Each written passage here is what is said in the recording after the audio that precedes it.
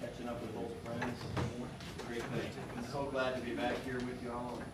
Had some time to share some of the experiences that we've been seeing over the last 14 or 15 months. It's hard to believe what can happen in a year. But come back here, I can see a lot of friendly faces, and there's a lot of things that have not changed. We still have our common faith in our Lord. It's a great blessing to be here with you all. So thank you. Thank you so much for giving me this opportunity to come. You won't be disappointed. This morning, I'm going to hopefully spend the next hour or so showing you some slides and some video to give you a taste of what it's been like for us to transition from being stateside to missionaries in Africa, of all places.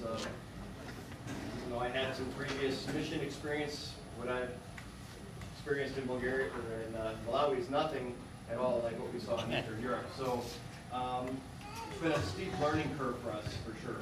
But God has been good, and He's been helping us out. And I can see that God has been blessing you all here in Madison, too. So it's a good thing. It's a good thing to be together with the Lord. I don't know, this isn't the Bible study, this is just a slideshow. But maybe it'd be good to start with a prayer anyway. What do you think? Yeah. Okay. Heavenly Father, we thank you for this day. It's your day, the day that you've given us to come and hear your word and remember the blessings of being connected to you through faith in your Son, that you've put us all in place to do your will and to serve you in whatever way we can, wherever we find ourselves. We are the body, and Christ is our head. So we pray, Lord, continue to strengthen our unity among us and help us to work together to bring you glory. Bless this presentation. Renew us all with a confidence and a zeal to serve you. In Jesus' name we pray. Amen. All right, so just to get started off with, I could kind of take you down this journey that I've been on for the last 14 or so months, transitioning from being a pastor. Come on in.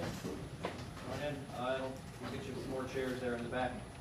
Transitioning from being a pastor in the States to missionary overseas. There's so many things that are different about where I'm at now than where I was here. I guess I would go back to the day I received the call to Africa. I was in Milwaukee, actually, as I was representing our district as the Special Ministries Coordinator. And I was sitting there at the meeting, and I got a handwritten note passed to me. It said, "Call this phone number." I stepped out of the room and dialed the number, and it was the phone number of Pastor David Bivens, who is the chairman of the mission board for Africa Missions. And he told me I'd been extended a call to Africa. So when I walked back into the room, this is what the other men saw. Absolutely not looking for this at all. Totally out of the blue. My wife's reaction when I told her, I mean, we're happy here. We had a good thing going here. Kids, well, kids are never really forthcoming with what they really think about it. They were just about to head out of the house, and so I don't know. My dad, though, however, he definitely had a reaction. He said, "Africa? No way!" But I have no doubt that this was a call from God, a call to serve His people in a different way than what I was serving. And even though it's been a year, I'm still struggling to kind of figure out exactly what it is that I'm supposed to be doing there and how I can best help the people in Malawi. But I know that the Lord is using me, just like He's using all of us. All right, so when you move to a foreign country, obviously things are not like they are back home. There's a lot of adjustments that you have to make. One of the biggest adjustments, what do you think, is one of the biggest things you have to get used to in another country? Language? The language, that's right. So what language do they speak in Malawi? What's the national language, the official language, do you know? It's English. Yeah. And there are a lot of people that do communicate in English, especially in the cities. There were course, once you get out into the rural areas, not so much, and if you really want to get to know somebody well, you kind of have to know their language. So for the first 6 months, my wife and I met every day with a language tutor for about an hour to 2 hours, trying to learn the grammar of the language that they speak there, which is called Chichewa. I don't know how many of you have ever learned a foreign language well enough to be able to communicate with people, but I just took a video and show you just a little brief snippet of what it's like to learn a foreign language. Ichi Chico Gina, or Ichi or Easy Zico Zina, right? Are there other boards? And you say, I, Ichi Chico Choka. Or Ichi, would you say Chiwi Chico? Chiwi Chico Choka. Do we sound like babbling idiots? That's absolutely true. Just repeating meaningless syllables over and over and over again until they stick into your brain. I tried to memorize the Lord's Prayer by listening to it for 5 hours. So, anyway, able to speak Chichewa enough that I can communicate on a very basic level with people. I'm still learning things, but God has been good in there. Another thing you have to do when you go to a foreign country is you have to learn how to drive again, especially in Malawi, because in Malawi, what side of the road do they drive on?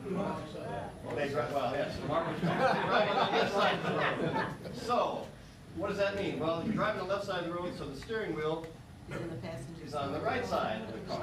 Everything is reversed, right? So every time, for the first 2 months, every time I wanted to make a left turn, the windshield wipers would come on. Less quickly than else. Had to take a driver's license exam, which I passed the second time.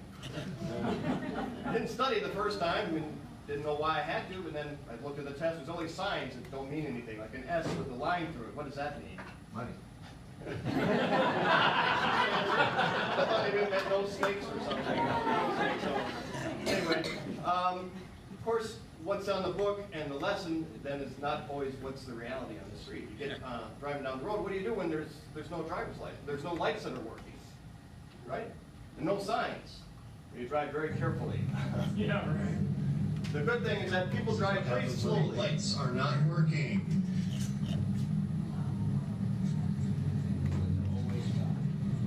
Yeah, one good thing is that people drive very slowly over there. So it didn't take too long to realize that, you know, I wasn't in Alabama anymore. You see things there that you don't even know what you're looking at when you see these things on the road. Yes, I can. All right. So now I want to talk a little bit about the Lutheran Church of Central Africa, or the LCCA. And what is its place in Malawi? Because it also is struggling to find where it fits into the big picture. Just a few things about Malawi. First of all, Malawi was a colony of the British Empire for about 70 years. And then it gained its independence in 1964. And it was ruled by a dictator, the president for life, Kumusi Banda. Now they have a multi-party system and open elections. The major religions, 86.5% consider themselves Christian. About 12% of the population is Muslim. The population growth at 3.31% is the third highest rate of growth in the world. Yes. So the average age in Malawi is 16. They have huge families. Right. The area of the country is about the same size as Pennsylvania, but transportation within the country is nothing like it is here. There's no super highways. And the income, as you can see, that comes out to about $3 a day, which is down towards the bottom of the, it's one of the poorest countries in the world. You can see on this chart, just putting food on the table is a major, major problem for Malawians. Most survive on whatever food they can raise for themselves. They're not purchasing it from stores. Disease is a big problem. Obviously, malaria is one of the biggest killers in the country. HIV/AIDS also. It's 8 of the top 10 countries in the world that are dealing with this issue are in sub-Saharan Africa. 1 out of 10 Malawians is infected with the virus. There are some private schools, but education for the most part is pretty poor in the country. My wife has been into some schools where they have like 100 kids sitting in a classroom and just one teacher. Imagine that, trying to teach 100 kids at once. There are a lot of churches there. Some are fly-by-night operations, a lot of health and wealth preachers out there promising people that they'll have all their financial problems taken care of if they just donate to their ministry. Even though the country is technically Christian majority, the people's knowledge of the teachings of the Bible are very shallow. On the left-hand side, upper corner, you see that boy in the middle with the hair-colored skin. He's a boy who has albinism. It's a mutation that you see quite a bit, obviously, because there's so many, people, dark-colored skin in the country. People have a superstitious belief that children who have albinism are either witches or they've been cursed. So it's not uncommon that sometimes these children are killed and then they're cut up and their body parts are used for magical rites. Last year, on the bottom left-hand side, last year there was 8 people who were murdered. They were lynched by mobs because they were suspected of being vampires. And this is a thing that has come into the country from Mozambique. And then on the right-hand side, you have a guy dressed up in the costume of Kuli Wampulu. They do not only traditional dances, but they also invoke the spirits, ancestral spirits, evil spirits as a part of their secret society that they have. Now the LCCA, it is the largest mission of the Wisconsin Synod with over 40,000 members. They have 130 congregations scattered throughout the entire country. Most of them are in the southern part of the country, down here. There are 30 pastors, so if you think about it, 130 congregations with only 30 pastors, it's obvious that on any given Sunday there's a lot of empty pulpits. So what they do is they use lay preachers, lay leaders who read sermons that have been prepared by other pastors. And that's pretty much how they conduct their ministry. The Lord has blessed the LCCA with a Lutheran way of worship that is Lutheran, but also very African. I don't know how else to explain it. It's just amazing to see how the Lutheran Church has taken root in this country, and so many things are the same. They use the same liturgy, Creed, Lord's Prayer, Confession of Sins, and yet it's so different. I'm going to show you a little clip here of the ladies' choir singing.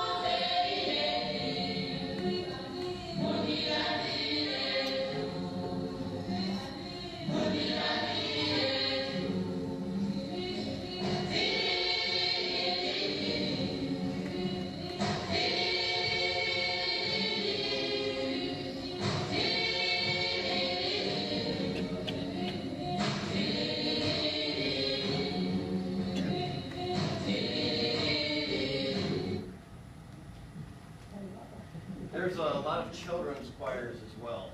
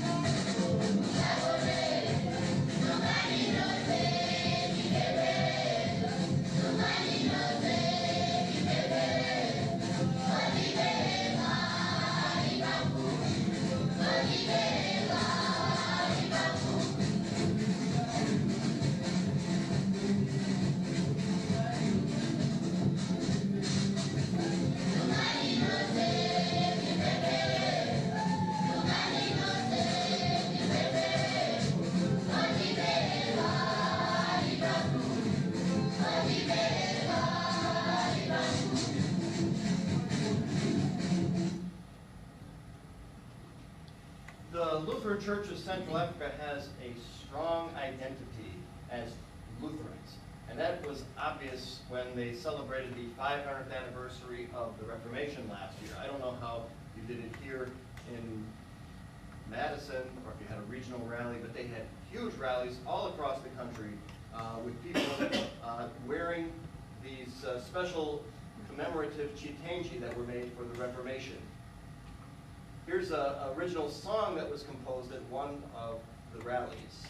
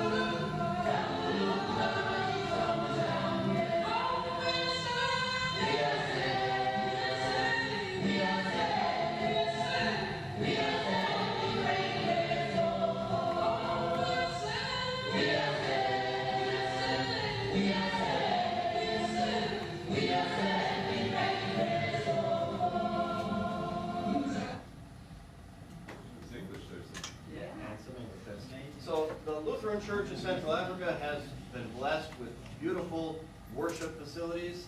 The money for that has been provided to a large part by the offerings of the people of the Wisconsin Synod. Some churches have been built, though, with the donated labor and money from their own congregations. They have been blessed with a ministry that is focused on the means of grace in the Word and in the sacraments. The LCCA has been blessed with pastors who have a true love for the gospel of Christ and a strong desire to reach out to as many people as they can. Funerals are a wonderful opportunity for people to hear a message of focused on the grace of God. Like this pastor was talking about that verse from Job, I know that my Redeemer lives. Amazing gospel-centered comfort given to those people at that time. This is a man who knew the first missionaries that came to Malawi back in the 1960s, and he wanted to send you this reading. My name is Captain Kapui, and I'm happy that you came to Africa, Malawi, and then you started LCCA. I and my wife, and even my children, were very, very happy. But I, on behalf of my family, am passing greetings to you.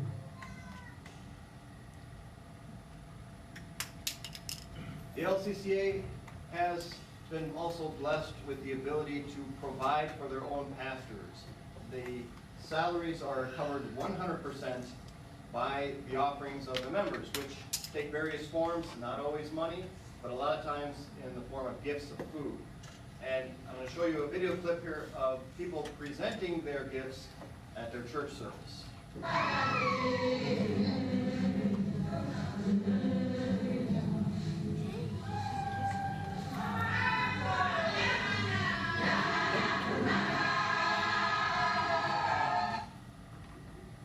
It's a big deal. It's a big deal giving gifts in the church, yeah. So, where does the Wisconsin Synod now fit into this relationship between LCCA and Malawi? What can we do with them? Well, WELS is really changing, I think, the way it does mission work, not just in Africa, but everywhere. We're thinking of ourselves now as partners, working together with local groups of Christians. Not so much that we're sending people overseas to start by ourselves from scratch, but rather to work with existing groups. And we're thinking about how we can do this with our partners that we've had in Malawi and other parts of Africa. So what are some of the things that we can offer our partners? Well, one thing we don't want to do is we don't want to do things for them that they could do for themselves. Right? That's why we don't pay the salaries of their pastors anymore. But they still do need some assistance because there are all kinds of challenges. One of the biggest challenges that the pastors in the LCCA face is transportation.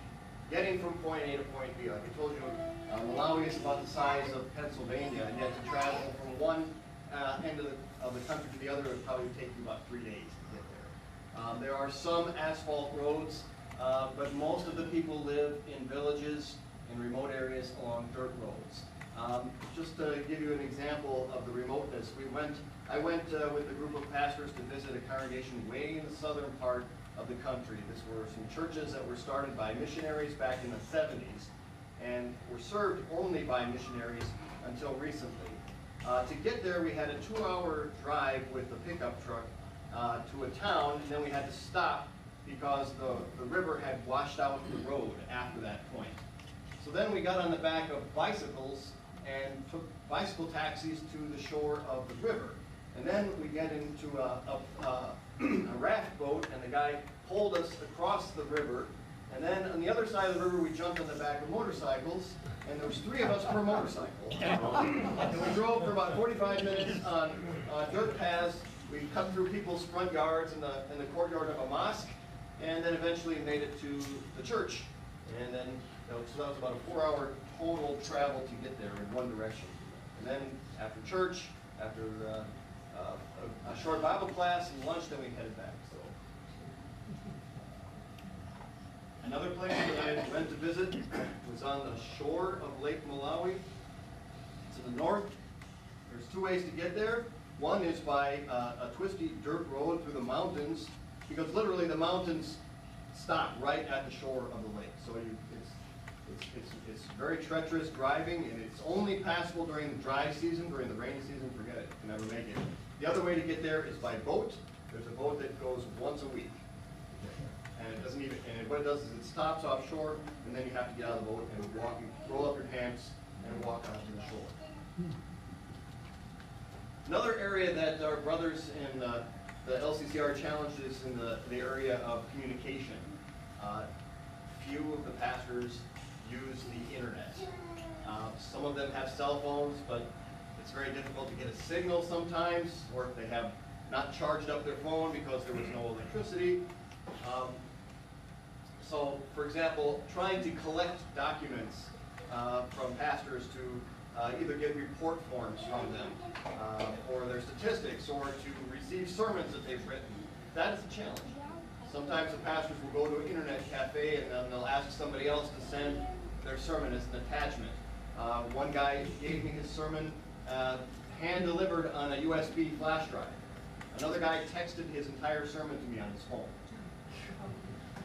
Right? Another area that they struggle with still is the area of stewardship. Yes, they do pay for the salaries of their pastors 100%, but when it comes to their synod giving, they're struggling. So, you know, the costs to run a synod are pretty high. Just to run the worker training system in Malawi is about $80,000 a year, and that doesn't even include the salaries of the American missionaries who teach there. Their total offering last year for synod giving was about $1,000. And so we are there to support them in running their synod expenses. We have matching funds that we make available to them, and we subsidize the worker training program to quite an extent. This is the current missionary staff that lives in Malawi. Up on the upper left-hand corner, John Holtz, he is the field coordinator, and his job is to be the face of WELS to the leaders of the LCCA. So he works very closely with their leadership to come up with plans and set a course for the future. He also conducts continuing education, pastor enrichment classes, pastors' conferences throughout the country. Up on the upper right-hand corner, that's Paul Nitz. He and Mark Panning in the lower left-hand corner are the 2 Americans who teach at the Lutheran Bible Institute, that is the worker training program that we have set up in Malawi to teach future pastors. My job is to work with publications primarily. So I work with a team of Malawian men who have been elected by their synod to oversee the production of confessional Lutheran materials for the use in the churches of the LCCA. Like I said, we help them with their worker training system. This is a picture of the last batch of vicars that just graduated and were assigned in Malawi. The whole process of becoming a pastor in Central Africa takes 6 years. The first 3 years are spent in Malawi, and then the next 3 years are spent in Zambia. And so we cooperate this together with our sister church over in Zambia. They send their Zambian students to Malawi to study with our men, and the families all come and they all live on the same campus. They've got houses for each of them. They give them a plot of land and a small monthly stipend that they can use to feed themselves. We also have a couple of Malawians on the staff of the Lutheran Bible Institute. This man right here is the business manager who kind of keeps the wheels from falling off the operation. So, many things that we have to offer as well. We have the continuing education classes. You can see Pastor Holtz there, pantomiming a story from the gospel. We help give money for building churches or for building parsonages. We also provide some funds to help purchase motorcycles so that pastors in some areas can get to where they need to go a little faster. There's one pastor, he has a 2-hour bicycle ride to get to his congregation on a Sunday morning. So a motorcycle would really help him out a lot. The publications that I help produce, these are some of them. Up here is a book of sermons. In the past, these sermon books were basically sermons that were written in English by missionaries and then translated into the local languages. What I've been able to do, though, is get the Malawian pastors to write their own sermons, and I have them do a peer review on each other's sermons to check for doctrinal accuracy and for spelling. And then, so we've produced 2 volumes of this so far. It comes out on a quarterly basis, kind of like the Meditations in our church body. Right here is the Lutheran Christian. This is a newsletter that comes out 4 times a year. Again, in the past, the missionaries were kind of responsible for doing most of the layout. I've been able to find a local printer in the capital who can do the layout for us, so I just emailed him the articles and the pictures, and hopefully that first issue will be ready by the end of this month when the LCCA has its Synod convention. I would like to mention some of the other things that are going on in addition to the spiritual work that the missionaries are doing. Since the late 60s, the WELS has sponsored a medical mission. It started off in the remote area of the country by Salima, close to Lake Malawi, and then it relocated to around the capital. And what happens is every week, nurses travel out to outlying areas to offer some pretty basic medical care.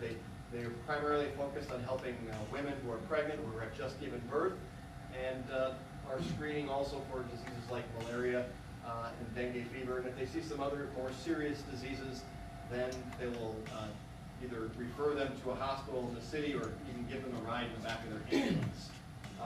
The medical mission currently, there's 2 Americans on staff, Gary and Beth Evans, a husband and wife. Gary does the administration for the mission, and Beth is a nurse, and she oversees a staff of Malawian nurses. And that's pretty much the model that they have followed since the mid-70s.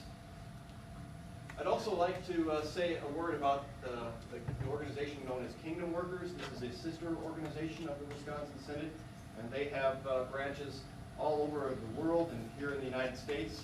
The current CEO of Kingdom Workers is a man named Bill Meyer, and he was a missionary in Malawi for about 10 years. So he has a very special place in his heart for the people of Malawi, and the way that Kingdom Workers is primarily doing its work in Malawi is by focusing on children with disabilities, either mental or physical. And in Malawi, because of superstition, when a child is born with some kind of deformity or defect, immediately people suspect there was a curse that was put on that child or some kind of witchcraft. So, there's a big stigma attached to a child with having disabilities. I've heard stories where there was a child who was being raised in the pig pen, because the family didn't want to have that child in the house with them. So what Kingdom Workers has done is they've gone and they've partnered with the churches of the LCCA, a few of them in the southern region. They train parents of these children as well as volunteers from the congregation to do some basic physical therapy. You see this little girl, they built like the parallel bars for her. She's actually now able to walk using those bars that she wasn't able to before. And really, also they offer worship services. I don't know if any of you are familiar with Worship at the Cross. It's a really simplified worship service that is offered through the Jesus Cares Ministry here in the United States. They offer that for those kids over there as well. And they have a staff of 2 Americans, Dan and Leanna Carroll, and then their triplets who live permanently in Malawi and oversee the Malawian staff that helps with this ministry. All right, so I've been talking mostly about Malawi because that's where I live, but I would also like to say that there are other places in Africa where WELS has been working for quite some time, actually. Nigeria, our church body, together with the Missouri Synod, sponsored missionaries back in the 1930s, before World War II. So right now in Nigeria, there are 2 sister churches that we are in fellowship with and that we provide support so that they can train their pastors. We have been in Zambia since 1953, and then in Cameroon since 1971. And currently there is a missionary who is assigned to work in Cameroon, but temporarily he is relocated to Malawi because of political unrest in the country. So there are many wonderful opportunities and blessings that we have received as a church body because of our interactions with these churches. But there are many new places in Africa that are opening up as well. And that is why 3 years ago, the WELS missions in Africa decided to reorganize themselves and call themselves the One Africa Team, which is the logo that you see here. So basically, instead of each country having its own worker training system, its own administrative structure, we're trying to somehow tie everything together and leverage our assets across the continent. And we'll see how this works. It's a good time for this perhaps because, well, for one, these churches have grown to a point where they can assume a lot of the functions themselves. And maybe another because the needs of the church in America are so big. We have fewer and fewer pastors that are available to preach in American pulpits, and so I don't know how much longer our synod can continue to pour manpower into missions here in Africa. This is our approach. Kind of hinted at it before. We are looking to partner with church bodies that already exist and give them what they need so that they can train their pastors and then also strengthen their existing congregations. Okay, so outreach and inreach. I'll say it that way. And of course, we follow this cycle where there's all kinds of requests that are coming our way, and some are more legit than others.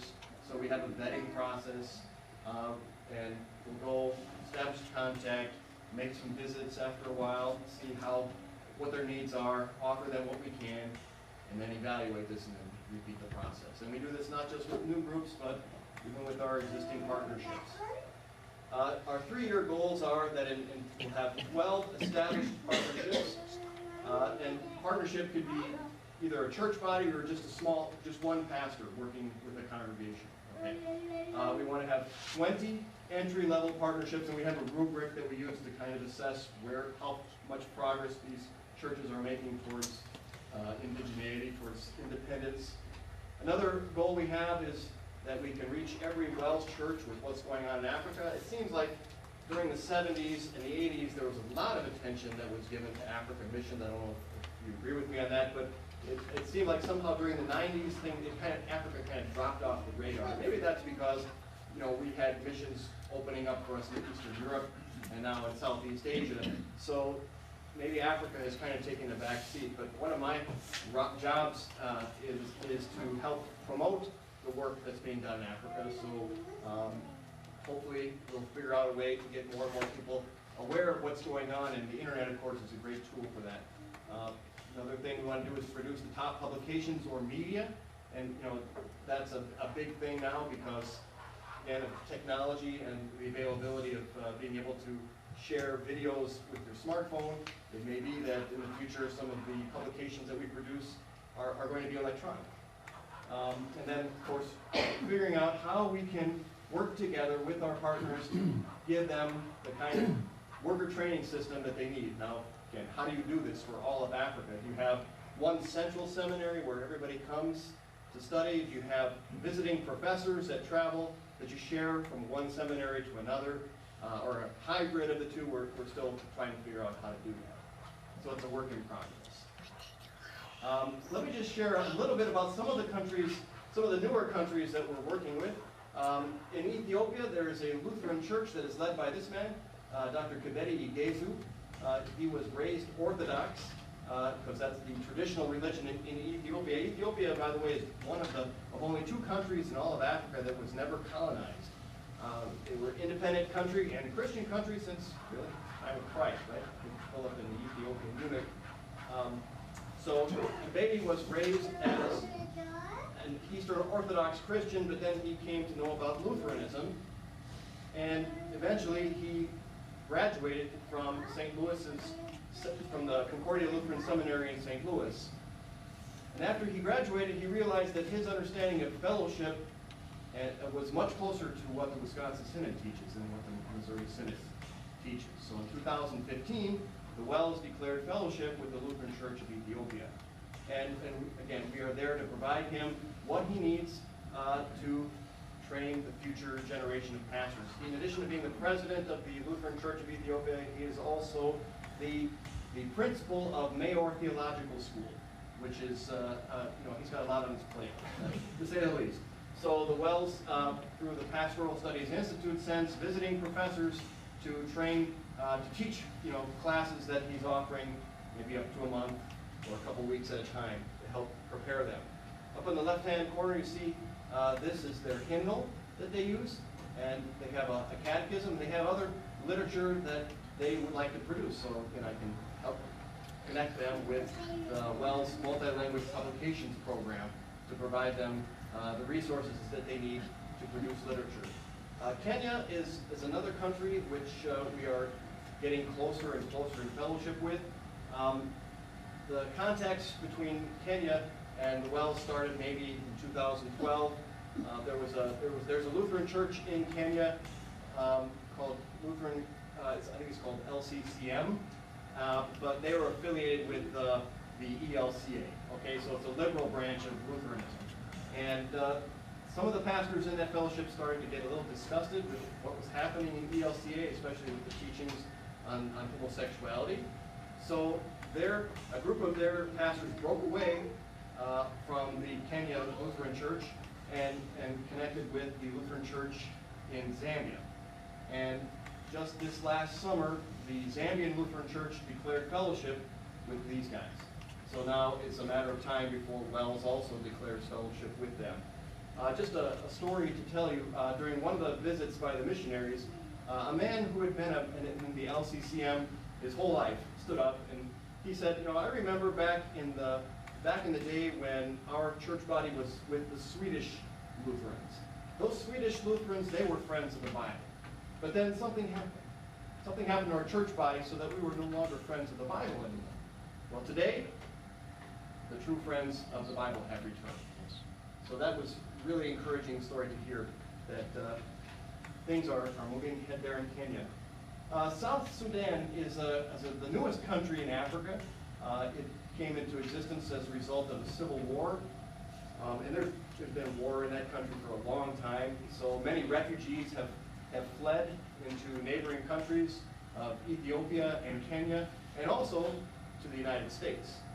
And I want to say about 10 years ago, there was a Sudanese man by the name of Peter Burr who connected with a WELS pastor in the United States and eventually became a pastor in the Wisconsin Synod. And now Pastor Burr is part of the Global Sudanese Outreach, which has the goal of going back over to that part of the world, to Africa, and working with groups of Lutherans that are actually meeting in the refugee camps. There are like literally 100 different groups of people who are, these refugees who have been there for, good 10, 15 years and are worshiping under tents, right? Mozambique is another place where WELS has had connections for quite a while. Again, because of a civil war in the 1970s, There were about 4 million refugees that left Mozambique and came to Malawi. It's like right next door. And the people from that part of Mozambique speak the same language that they do in Malawi. So it was just natural that our church, that the LCCA in Malawi would start reaching out to them. Then the Civil War came to an end in the 1990s. Those people went back across the border to Mozambique, and they have been continuing to preach the gospel. We have tried several times to put missionaries on the ground in Mozambique, and for various reasons we've been frustrated, either by financial restraints or other problems with the government. Nevertheless, God is continuing to bless that work. And Pastor John Holtz was just there last November, and he was just there to kind of see how things were going. He baptized 60 people, right? So it's amazing to see how God's word is continuing to produce fruit even without missionaries on the ground. And right now we're trying to get the Lutheran Church of Malawi registered with the government in Mozambique so that we legally have the right to go across the border and practice ministry. This last summer, we offered a translation workshop, the first ever translation workshop in Africa. We had 24 participants from 8 different countries, and we all got to sit at the feet of Dr. Ernst Wendland. His father, Ernst H. Wendland, was the man who set up the worker training system in Zambia back in the 1960s. Ernst Jr. has been living in Zambia since 1968, so 50 years. He's been a WELS missionary, and he's dedicated his whole life to Bible translation. He was involved in several translations of the Bible, including the most recent translation of the Bible into Chichewa, the Bukuloera. It's kind of like the NIV version of the Chichewa Bible. And so it was just an amazing thing to sit at his feet and gain insights about the intricacies of cross-cultural communication and how you translate things from one language to another. I wrote a blog post about it. It'll be coming out this week, but I'll get to that in a minute here. It was also an opportunity for these men to fellowship with each other. For many, it was the first time that they had a chance to get together like this. We're also trying to restart the CELC, so it's the Confessional Evangelical Lutheran Conference. It's like a conference of all the confessional Lutheran churches that exist in the world, and so we're trying to get the Africa Regional Conference started again. And at this translation workshop, they elected their officers. So we're looking forward to having a regional conference in Ethiopia in 2019. All right, spending a lot of time talking about the LCCA and talking about the other churches in Africa. And how does this all relate to you? You know, even though you've never seen these people's faces before, they are your fellow Christians, they are your fellow Lutherans. So how can you connect with them? Well, the first thing you can do, obviously, is pray. Right? Pray for them, pray for the missionaries who are trying to serve them, pray for the Wisconsin Synod's leaders, that we continue to find appropriate ways to give them the help that they need. How do you know what to pray for? Well, like I said, one of our stated goals is to connect every WELS church with what's happening in Africa. So to do that, what we've done is we've set up a mission blog called the WELS Friends of Africa. If you go to this website, oneafricateam.com, that'll take you to this page. You can sign up and have weekly updates emailed to you. And like I said, I just wrote something about the translation workshop that's coming out it comes out every week on Wednesday. If you have your smartphones with you, you can go to Facebook and you can find, right now, and you can find us on Facebook. We are One Africa Team. You can follow us and get more information, get like shorter pictures and video clips, and some of the stuff that I've shown you I've recycled, so hopefully if you saw it before you're not disappointed. But there's always all kinds of things going on those pages. You can also go to the WELS Missions Facebook. They have a Facebook page that's dedicated not just to world missions, but home missions. So anything related to the mission work that the WELS is doing, you can find that on Facebook as well. Today, after the service is over, you can pick up a copy of this magazine. It's called Faces of Faith. This is a publication that was put out just this last summer. It's a nice, glossy publication with 24 pages filled with pictures and stories about mission work being done here in the United States as well as overseas. And I wrote one of the articles there about Pastor Stanley, and so you can take this for free, or you can do it digitally at wels.net/missions. And if you're really interested in missions, the WELS has a new program called WELS Mission Journeys, which is basically setting up short-term mission trips. What they want to do is they want to work with congregations, maybe a group of 4 to 10 people from the same congregation who can be trained and then sent to go do a mission project overseas or here domestically, and then come back and share what they've seen and continue to build on that mission spirit. So these are for people who really, they don't want to just look at it visually or virtually, they want to actually see it for themselves. And so there's a man named Shannon Bomi. He was in China for many years, and now his full-time job is to help coordinate these mission journeys. All right, your offerings probably though are the main way that you are going to help your brothers and sisters in the LCCA. And there's all kinds of things that your offerings are used for. I just want to highlight 3 main things. The first thing is theological education. That's the #1 goal that we have in our vision for the future as One Africa team, and I think it's really in the DNA of our synod as well. We want to help these churches train people who will be able to carry the light of the gospel forward to the future. So what are some of the ways that your offerings help? Well, in Cameroon, for example, there's only one missionary who is trying to train, I think he's got about 10 or 12 students. Obviously, he can't do it all himself. There's another Cameroonian man who helps him teach some of the classes. But then we also have guest professors and teachers that come over. Some of them are lay people who teach secular subjects like math and science. And so the offerings that the WELS members give help pay for those trips.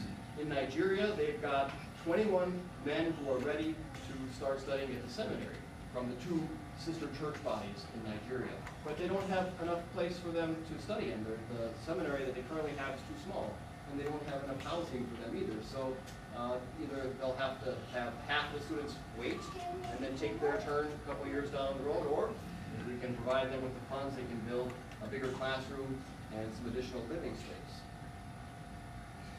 Outreach is the second big area, big priority on our list. You know, we've got these countries are all different areas in which we have currently working or we have contacts, and you know, we have to make visits to these countries because there's only so much you can do over the internet. So sending missionaries and sending our partner pastors from Malawi and Zambia and Cameroon and Nigeria to help meet these people and to vet them. Your offerings help support that as well. And then the other area that your offerings help is with strengthening the existing congregations. There's tons of ways that you can do that. I showed you the picture of the motorcycles before. Providing funds to help build new churches or parsonages. These people here are members of a congregation. They compose some original tunes to hymns in the Malawian hymnal, and they want to do a CD. And some of the other videos that I showed you, they want to do some DVDs as well. There's a possibility that we could offer a songwriting workshop to help the choir masters be able to write songs which are more gospel-centered and more scripture-focused than what they currently are offering. So those are the 3 main ways that you can offer, that you help your brothers and sisters in Africa with your offerings. Again, we all have some role to play in the body of Christ. Whether it's, you know, not everybody can be a missionary overseas, but not everybody has to. Just like not everybody has to be the pastor in a congregation. You need all kinds of gifts, all kinds of people doing all kinds of things. Everyone's contribution is important, no matter how small they are. Like this little girl.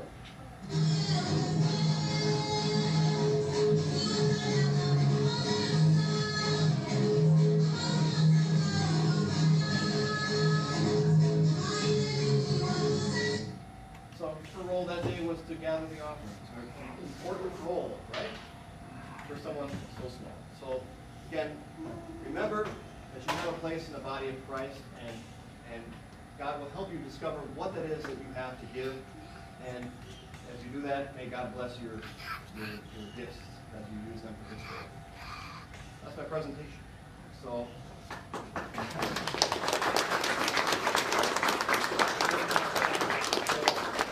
Now at this time, I guess there's a couple minutes left if you have any random questions you want to ask or if you want to head out. out early, that's fine too.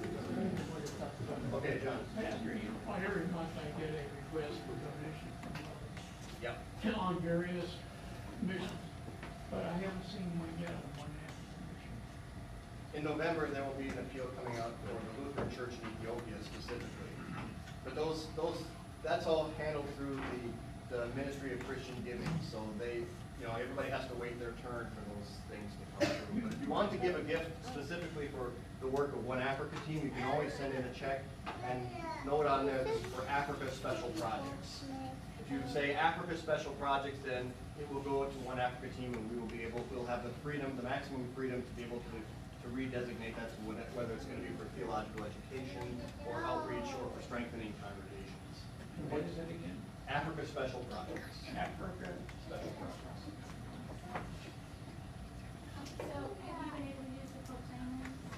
Yes, actually, we gave one to each of the pastors in the LCCA Malawi, and then I gave 8 more of them to the Sunday school teachers in the southern region, and they're going to be using them with their kids in their Sunday school. I'm going to be going back to Africa with a suitcase with about another 40 proclaimers that are for Zambia, and there's literally hundreds of congregations that want these in Kenya and Ethiopia and other countries. So that is a very big thing, in areas where maybe the people aren't literate. They can hear the word of God spoken through them.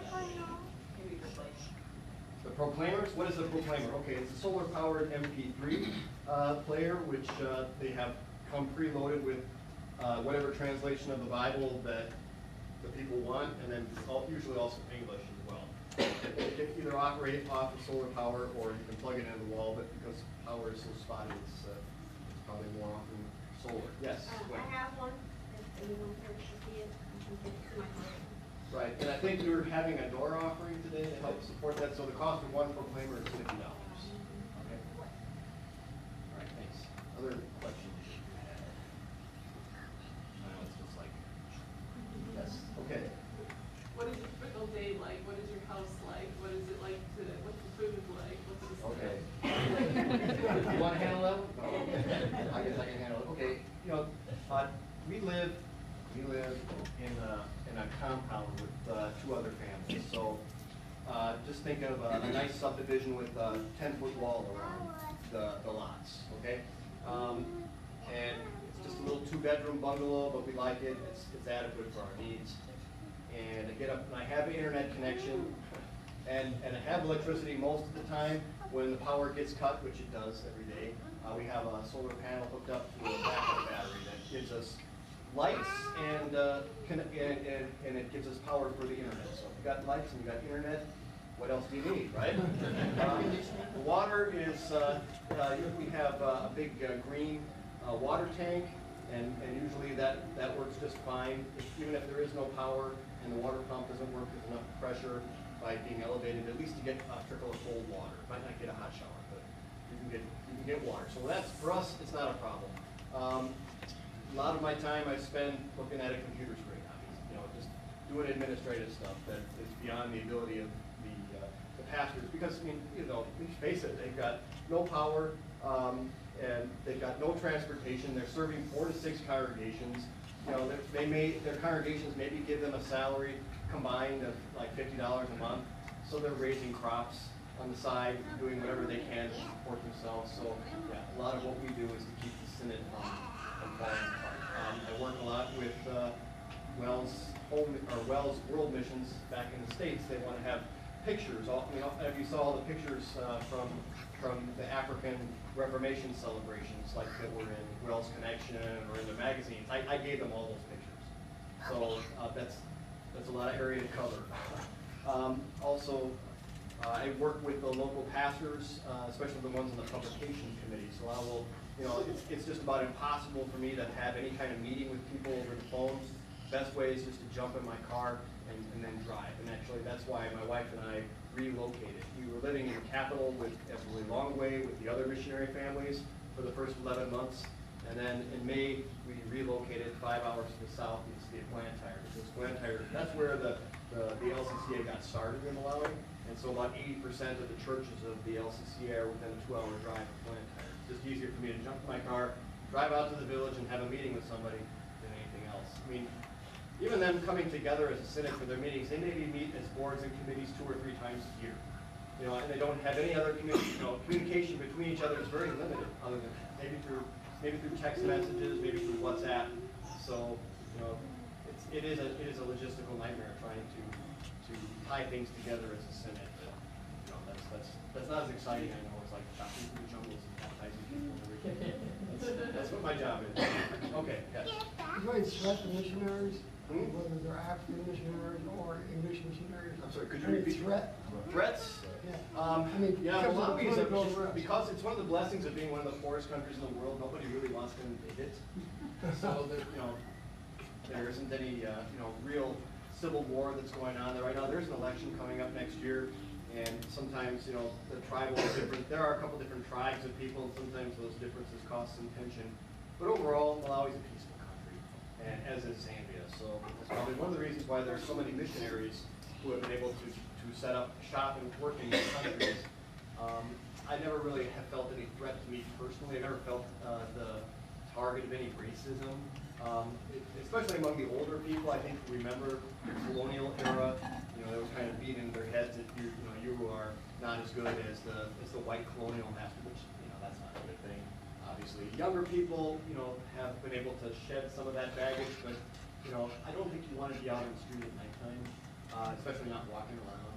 And it's really dangerous too, because there's like hardly any street lights, and the roads are not marked well. And they have pretty deep ditches on either side of the roads too, because when the rain season comes, it's just like a downpour, like worse than they have here. So, if you go too far to one side of the road, you end up in the ditch. So, yeah, probably that's the biggest threat is just not being smart, being out and shit. Yeah. Okay. Any other questions? Nancy, what do you, what is your role? Well, it's very interesting. I don't have an official role, but when we moved to a long way, the capital was getting used to living there. And the first 6 months, we then would study together, getting to know people. Also, then as we started having this plan to move out of the capital city, it was interesting because I had just started working with the student wives and having a discussion of the Psalms, because the student wives were even newer than I was, and it was kind of fun to see. They had their families, and they came at 8:30 in the morning on Sundays, and we'd be following in English, and then we'd have Chichewa. And we were learning Chichewa, and they were mainly trying to make sure they knew the English. But I noticed they weren't really having hymnals they would follow, and I thought, oh, they feel uncomfortable with that. So in January, I got the 20 wives, and usually all their kids under 3 kind of gather, and it was free if they wanted to come. They didn't have to, but they kind of started thinking, okay, this is an interesting idea. So I was able to start like a psalm study in the both languages, and in preparation for the psalm that would come up the next Sunday, so they maybe feel a little comfortable before they go back into a worship service. And then we moved, however, and then it was like, oh, reset button, okay. But Blantyre is just as well developed as the Long Way to Capital. And I think in the last 3 months, or more now, 4 months, really have felt pretty comfortable there. But we've also been selling some of the mission properties because we don't have large families anymore we need to house. So, like I was trying to get out of North Alabama. I was selling things online, so that skill came in handy with the people who may want the mission things. Because there are people in the country that are operating just like we operate, with internet and cars. But then there's a lot of people like you're seeing in the villages that, they don't want that stuff. But I was able to, make new connections in the city by saying, well, I'm not moving, but I'm downsizing the stuff, and then I get to meet new people. And I'm trained more as an educator, so I'm looking for ways to see what's happening. And there is a group there that's, I just have kind of, some of my time I spend learning what they're doing, and that's something where they have distributed supplemental readers to the government schools. So through that, I've been able to get a little bit of a chance to go in there. And then gradually through the Lutheran connection, we go to church, a different church every Sunday, so it's not always the easiest to, you know, dig in there. But there are some people that are on technology, and then I can make an effort to see them. Like there was a woman who was a Lutheran, and she's an educator of teachers, and that always intrigues me. And so she invited me out there, and I'm really interested in trying to perhaps take some of the things that we see as garbage, and that maybe not everybody has, but there would be people in society, you know, having those curtains or egg curtains. Could this be used in a classroom, when, you know, done right? But it is a big challenge for a lot of the kids. If they go to a government school, you may have like 1/3 of this room have 100 first graders sitting on the floor. And a teacher has a board that is painted black and has chalk. And, you know, they may have some books, but it's still like, wow.